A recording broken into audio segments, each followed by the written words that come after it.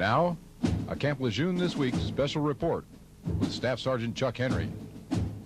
For more than 200 years, the pride of the United States Marines has been forged with sweat and blood. On the morning of October 23rd, a quiet Sunday morning, more names were added to the list of leathernecks who for more than 2 centuries have made the ultimate sacrifice. They've done it for ideals they might not have expressed most eloquently, but they believed in those ideals more than words could have said anyway. Peacekeeping, too, we've found, has a price. After the early Sunday morning explosion of the Battalion Landing Team 1-8 barracks area near the Beirut International Airport, the reaction at Camp Lejeune, of course the home base of the Battalion Landing Team, was one of shock, as Corporal Marty Hopper reported. It was the greatest number of American Marine combat casualties since the Vietnam era. Feelings at Camp Lejeune were mixed emotions on Sunday, October 23rd. It was from here that most of the U.S. Marines and the multinational peacekeeping force were based. In a press conference Sunday, 2nd Marine Division Commanding General, Major General Al Gray, expressed outrage. This was, in my view, a godless type of a thing, and we are a force that knows our God. If we were barbaric, then in my judgment, it would be easier to defend against this type of terrorist attack. You must understand that it is very, very difficult to counter this kind of terrorism when you are a member of the free world, when your culture, your tradition, indeed your honor stands for the very best that we know of in Western civilization. When you have a barbaric type of terrorist attack, it's very, very difficult to cope with that in our free and democratic way of life and with the human values that we place on life. Early Sunday, leathernecks of the 2nd Battalion 6th Marines had been told to pack for a flight to Lebanon later in the day. They would bring the Marine contingent in Beirut back to pre-bombing readiness. Commanding Officer Lieutenant Colonel Edwin C. Kelly, Jr., who headed up the replacements, told reporters Sunday that angry emotions won't affect the mission. We have a mission to do. Revenge. It's unfortunate we had Marines killed like this. We go with a level head and do the job we're assigned to do. At about 3 p.m. on the rainy Sunday afternoon, a high-spirited group of sea soldiers saddled up on trucks and headed to Marine Corps Air Station Cherry Point, North Carolina, where they boarded Air Force C-141 aircraft in increments for the overseas flight. For Camp Lejeune This Week, I'm Corporal Marty Hopper. Concern for the families of Navy Marine Corps team members is the reason we're presenting this special report, as Major General Al Gray, Commanding General of the 2nd Marine Division, will tell you in a moment. But first, we'd like to show you several pages of telephone numbers. These are numbers we'd like you to copy down if you can grab a pad and pencil. And call, please, if you're concerned about your sailor or Marine in Beirut, Lebanon. These are the numbers to provide you the most accurate, best information that we have available at this time.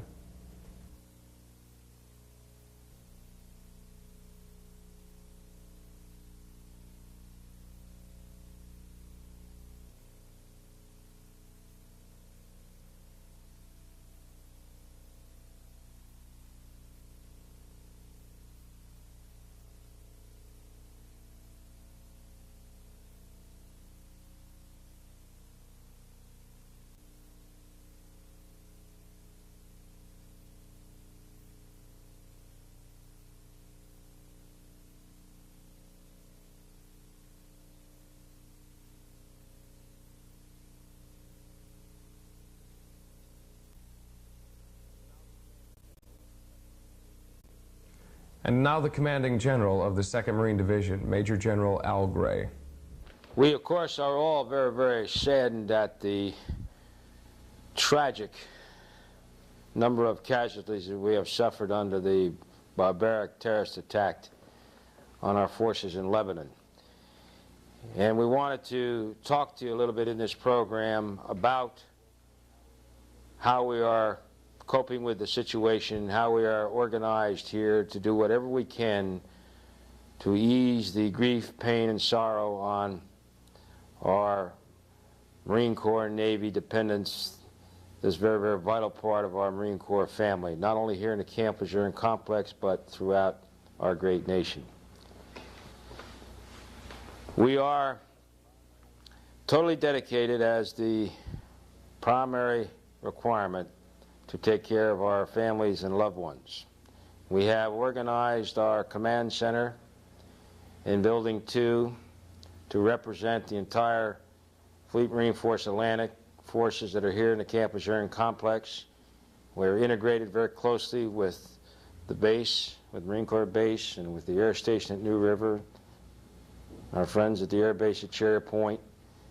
We're operating together as a team, dedicated really to one single purpose, and that is, again, to do whatever we can to provide the help and assistance to our fine young Marine families in their dark hour of grief.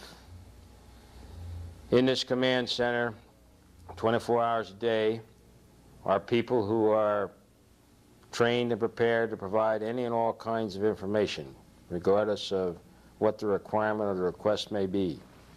You'll see these and other phone numbers as a part of this program. There's a general officer on duty here 24 hours a day. We have the Casualty Assistance Center collocated here at the Division Command Post. And they too are especially trained to provide the kind of assistance and help and to handle the official notification process that we must, painful as it is, we must go through. I'd like to say a few words about how we are doing this. I think you'll all understand that it's very, very important that we are 100% accurate in the handling of casualty information. And we're trying to be just that. At Headquarters Marine Corps, here in Camp Lejeune, and throughout the various recruiting stations, instructor staffs, and wherever other Marines and sailors are serving in the country to help us to do this. The entire Corps and Navy is mobilized, if you will, to see to it that we provide accurate notification and all of the assistance that we possibly can. All of our comrades in arms who have been killed in action, as well as our Marines and sailors that have been wounded, all of the families next of kin of these people will be notified by a specially selected team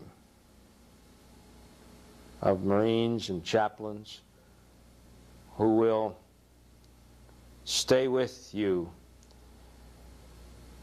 if you are one that must be notified, who will stay with you both physically and in spirit throughout your ordeal to assist you in any way possible. We also have a great many people. The nation itself wants to help. We've had hundreds of telegrams and hundreds of condolences messages from around the globe for you and for your friends. The Wives organization within the 24th Marine Amphibious Unit, to include the wives organizations of the subordinate commands, the BLT-18 organization, the 8th Regiment, the Squadron organization, the MSSG-24 organization, and all of these groups are working and very hard and just doing, I think, a magnificent job of keeping the spirits up and providing the kind of support that is needed. The Officers' Wives Club, the Staff NCO Wives Club, the Officers' Wives Club in New River. All of these organizations are in full and dedicated support. The Navy Relief Society has provided for funding to provide money for families to assist in the travel and that kind of requirement that will come up as a result of this tragedy. The Red Cross is in support. So everybody wants to help. One of our jobs here at the command center is to see to it that we can funnel the help that's required as quickly as we possibly can to the needy people. And in that context, that's one of the most important reasons why we have to receive information. And we don't care how we get this information, whether it's from our dependents directly, whether it's from a friend, another wife, a lieutenant, a sergeant, the sergeant major, parents, here in Camp Lejeune or elsewhere around the country. The important thing is we need to know who has a question, who needs help. And once we find that out, we'll move as quickly as we can to provide helpful answers and helpful support. In the meantime, we're continuing to plan. We anticipate much of the requirement. We know, for example, that many families will be coming, many people will be coming to the Camp Lejeune complex. We're going to have places for them to stay. And we have a committee working on that very diligently, and we will be able to provide housing and other support for these people as they come here to see their loved ones, perhaps that have been wounded and will be returned here to the Camp Lejeune Hospital, or to see other loved ones who have had Marines that have been killed in action. A lot of food has been prepared, casseroles and the like, to be distributed to those who need them. The Camp Lejeune Hospital will be the primary hospital to receive our Marines and sailors who have been wounded. Other hospitals such as Charleston and Portsmouth will also be in support if needed. And many, many other things taking place. Military police assistance. Assistance from the police and others in the community of Jacksonville and throughout Onslow and Carteret County. All of these kind of things are here, they're available, and we've energized them to provide whatever support we can. Again, on behalf of all Marines and sailors and all Americans everywhere, for all of you who have suffered a tragic loss, our hearts and our prayers are with you. And I must say that, and I believe you know how immensely proud I am of the sailors and Marines who serve our great nation from this complex. And I must say to you that I'm equally proud of our wives and parents and loved ones. You have been magnificent in helping to see us through this tragic ordeal. And we indeed will see it through. And we will continue to do all the other things that we are expected to do. Today we are continuing to carry out all of our training and all of our deployments that had been scheduled prior to this dastardly deed. Even the Inspector Generals of both the Navy and the Marine Corps are here in the Camp Lejeune complex performing their functions and tasks, in cooperation, of course, with our commitments and requirements. It's important for all of us to continue to strive to do whatever has to be done in our professional and our personal daily lives. We simply cannot stop. We should not stop and feel sorry for ourselves as an institution.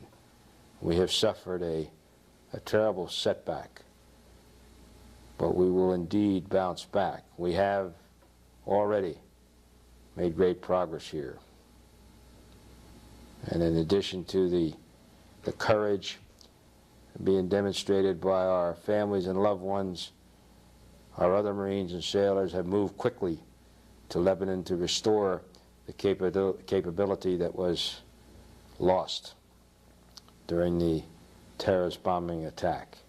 And we indeed will continue with our resolve, and we will continue, as always, to be semper fidelis, always faithful to our core, to our mission, to our country, and to our families and loved ones.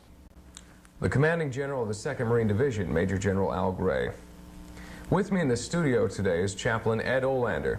He's part of the team that General Gray mentioned is handling the very difficult task of assisting in the notification of families of Marines and sailors who have become victims of this recent tragedy. Chaplain, can you outline for me the procedure used in next of kin notification? Well, first of all, I want our folks out there in the viewing and listening area to understand that, as General Gray has pointed out so eloquently, we're doing everything we possibly can for the families of those Marines who were either injured or killed in this recent tragedy in Beirut. I've just been with Ed Lease, who right now is with the team that's working today to go with the CACO officer. I'm talking particularly about chaplains and line officers who are going out to make these visits. And Ed assures me that there is an attitude of prayerfulness and deep concern that what these individuals do together is done in a spirit that will be both well received and well understood. In that regard, we'd like our folks to remember, too, that along with all of you who are suffering from the various commands and communities in this tragedy, we, too, have had one of our chaplains who was, in effect, wounded in the blast over there. So we go out with a deep concern for all of you. I realize that this is a tough question, sir, and each case differs. But what do you tell the loved one of somebody who's gone through a tragedy like this? Where do they find their comfort? Well, to be sure, there is no pat answer to that one. Obviously, we are Marines. We are part of a Marine Navy fighting team, and I guess that says it all in some respects. The loved ones who have both been injured and killed have gone into their battles recognizing that along the way, as Marines, there have been such places indeed.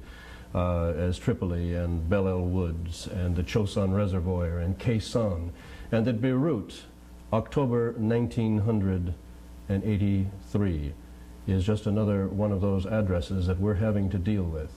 Interestingly enough, for those of us who come from a Judeo-Christian heritage, of course, we recognize only too well that, as Constantine told his soldiers, that next to fighting, obviously, the war because of our love of God, there is also that dulce et decorum est pro patria mori, that sweet and delicious death that one does have to give up for one's neighbor. And of course, Jesus put it eloquently that indeed there is no other love as great as the love that allows one to die for his friend.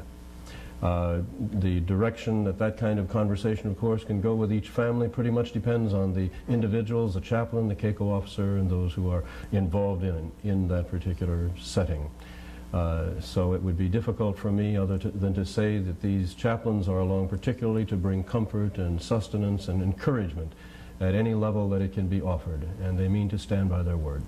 On a very pragmatic level, I understand that comforting support has been flowing in since the terrible Sunday incident locally. Yes, indeed. I've been overwhelmed personally. I've kind of been over in our Chaplains Command Center, if you want to call it that, over in Building 37 for many hours, along with Chaplain Radatsky and others on the staff over there. And it's just been overwhelming to us. A number of individuals here, the New River Baptist Association just called us a little while ago. We know that we have 8,000 prayer warriors out here in the Jacksonville area that are with us every step of the way. We have names, lists of volunteers who are calling in, Chaplain, we'll do anything. Just let us know. Taxis, bring a casserole over, wash the clothes, literally any, babysit, anything that is needed. And of course, you already have some phone numbers that have been published on the screen magazine, and I'm sure will be published again before our broadcast is finished. And these names and numbers are, I think, very useful for everyone. Also, I simply want to remind you that the unit chaplains here on the base, and now that we're a quad command, there must be at least 55 of us chaplains who will be available to you, along with your local clergyman I know in town, to meet whatever spiritual needs we can possibly address with you all. A practical consideration now for the families of wounded in action. Once a family finds out that their Marine or sailor was wounded, not killed, but is perhaps in a hospital in Europe right now, should they plan to visit them there, or what should...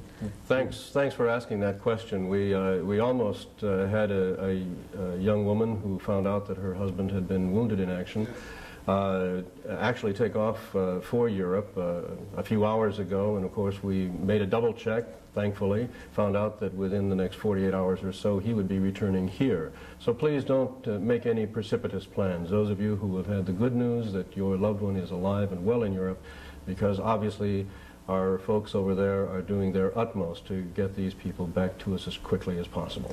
If we can reiterate one thing, sir, that has been stressed over and over again, but you're yourself involved in the notification process, who exactly goes, and since the process is ongoing, who exactly goes to make notifications to the families of Marines or sailors who have died? All right, all over the nation, and of course including our local Jacksonville area, the team consists of a CACO officer, a casualty assistance officer, and a chaplain. And the idea, of course, there is that we can come with both a spiritual sustenance as well as some very practical tips and helps for the family. And there are a number of benefits and so forth that I don't think it's appropriate to go into right here and now, that the CACO officer will be talking about, insurance and other things that the family will want to have, even though the moment will be a shock and of enormous grief.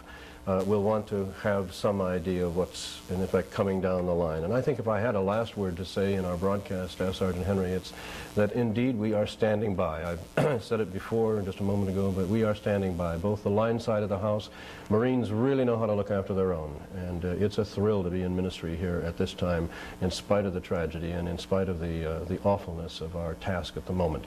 But it is a thrilling and an awesome experience to be with a group of folks like Marines, who are doing their utmost right now to take the sting and the pain out of all of this that has happened. Thank you, Chaplain. Well, crises such as the recent Lebanon tragedy require drastic lifestyle adjustments among those who are left behind.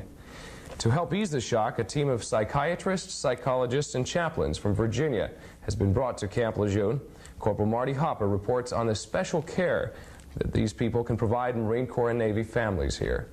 On Stone Street, near the Staff NCO housing area, comforting listeners await those who wish assistance. A special psychiatric, rapid, intervention team has been called in to help ease burdens during this trying time. The Sprint team is comprised of 2 psychiatrists, 2 psychologists, a psychiatric nurse, a chaplain, and 4 psychiatric technicians. The 9-man team is based out of the Naval Hospital in Portsmouth, Virginia. In operation since 1977, the primary mission of the Sprint team, according to Sprint Staff Psychiatrist Lieutenant Commander Robert Pewter, is to help normal people conquer abnormal situations. We don't see people with problems. Interestingly enough, the concept of Sprint is mainly to prevent any sort of problems. We help normal people who are going through a very abnormal situation. We help them to continue their normal way of dealing with it and help to point out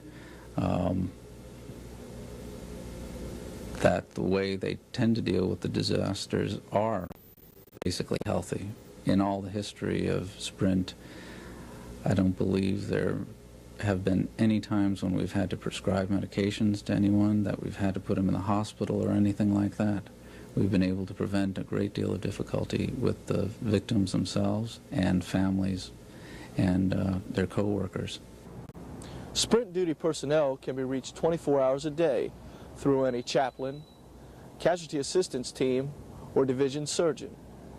All that is necessary is to ask. For Camp Lejeune this week, I'm Corporal Marty Hopper. An equal amount of anxiety in situations such as this is felt by families of fighting men who are indeed alive and well.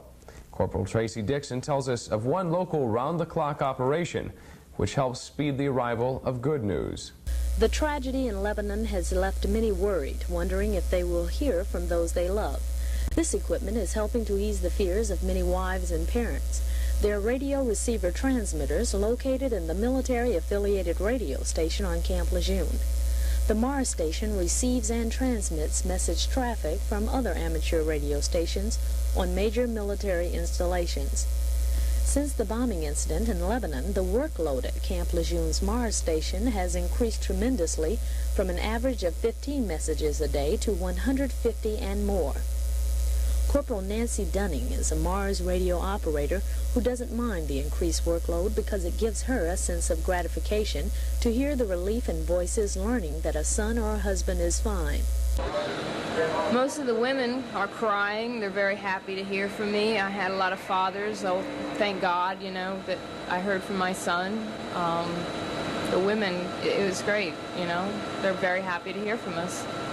Messages received for passing on to areas outside Jacksonville are retransmitted to other Mars stations, many manned by volunteer civilians in the U.S. for hometown delivery. Operating on 16 frequencies, they only have to search and find to get that clear and often reassuring voice from Lebanon. For Camp Lejeune this week, I'm Corporal Tracy Dixon. Building 14 on Camp Lejeune has for a long time now been a source of comfort and assistance for families here.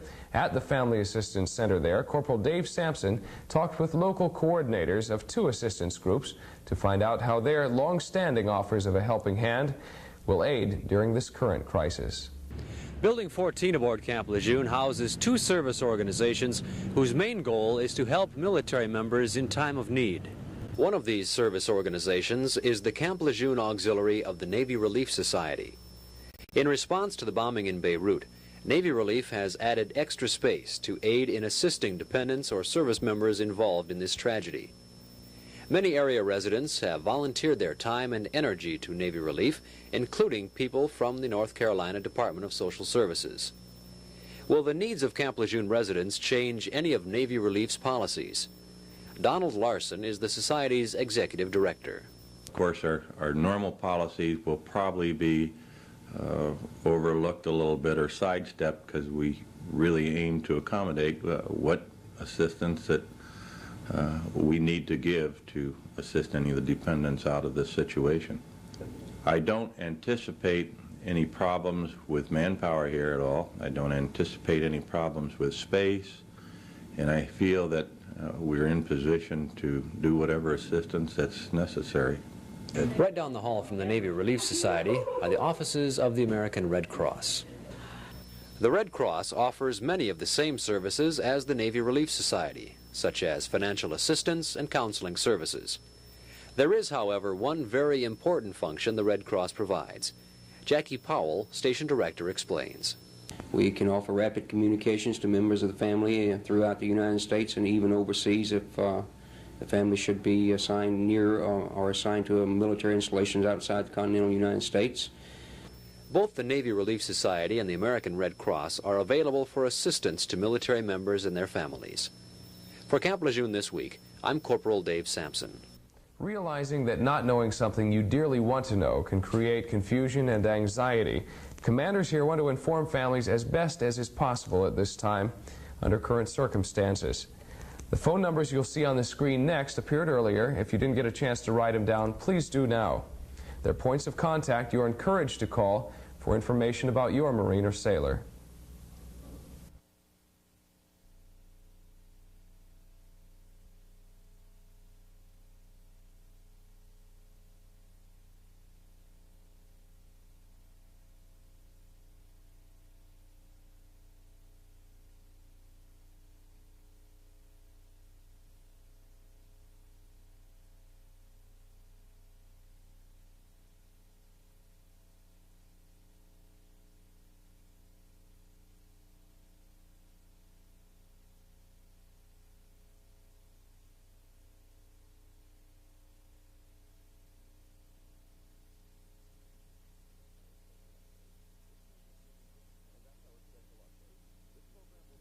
And that's our special update. This program will be broadcast again soon. Please make use of the phone numbers provided for your information and pray for our fighting men. I'm Staff Sergeant Chuck Henry. Thank you. This has been a Camp Lejeune This Week special report.